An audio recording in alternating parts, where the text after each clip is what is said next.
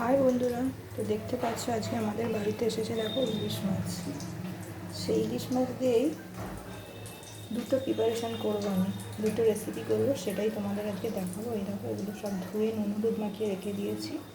আর এখানে ঝোল করবো, সেই ঝোল জন্য আনাজ কেটে নিয়েছি, সবজিগুলো কেটে নিয়েছি। এই বেগুন আছে, আলু আছে, কাঁচা লঙ্কা আছে। এটাও একটা রেসিপি বানাবো, আস্তে আস্তে বলবো, সব একবারে না। দেখো এইখানে আলুগুলো একটু ছোটো ছোটো করে কেটেছি, আর বেগুনগুলো একটু ডুমো ডুমো করে কেটে নিয়েছি। আর দেখো কড়াতে ইলিশ মাছগুলো ভাজছি, ছোটো বলো তো ওই জন্য অল্প করে ভাজছি, নাহলে একটার সাথে একটা লেগে গিয়ে মাছগুলো দেখতে খারাপ হয়ে যাবে। তো চলো আস্তে আস্তে রেসিপিটা কিন্তু বানাতে থাকি।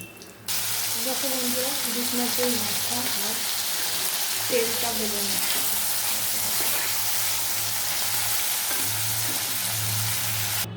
তো দেখো বন্ধুরা, এখানে কিছু ইনগ্রিডিয়েন্টস রয়েছে, সবজি রয়েছে, আলু বেগুন, আমি আগেও দেখিয়েছিলাম। আর এখানে রয়েছে লাউ শাক। তো আমি সেটা করব, সেটা হচ্ছে ইলিশ মাছের মাথা দিয়ে লাউ শাকের চচ্চড়ি। তো দেখো কড়াইতে তেলটা আমি গরম করতে দিয়ে দিয়েছি,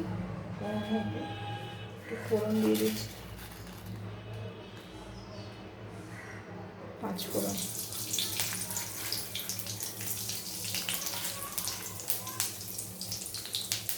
দিয়ে সব সবজিগুলো আমি দিয়ে দিচ্ছি।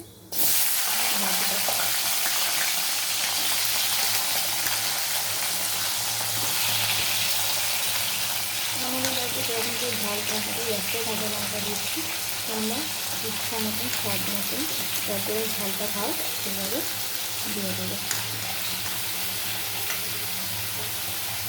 সবজিগুলো আমি একটু ভালো করে ভাজা ভাজা করে নিই। ভাজতে ভাজতে আমি একটু লবণ দিয়ে দেবো, একটু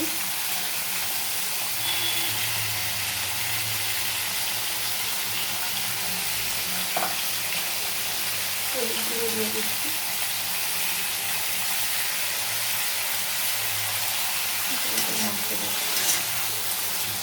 দেখো বন্ধুরা, সবজিগুলো ভেজে নিয়েছি, এবার একটু লাল সবজিটা দিয়ে দিচ্ছি।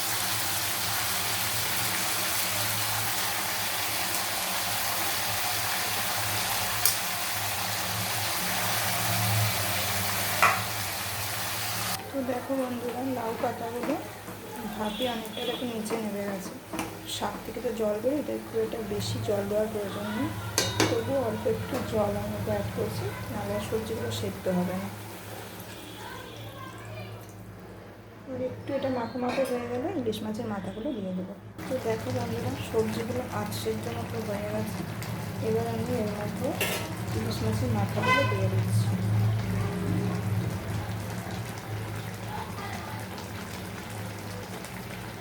ভালো করে মিশিয়ে দিচ্ছি।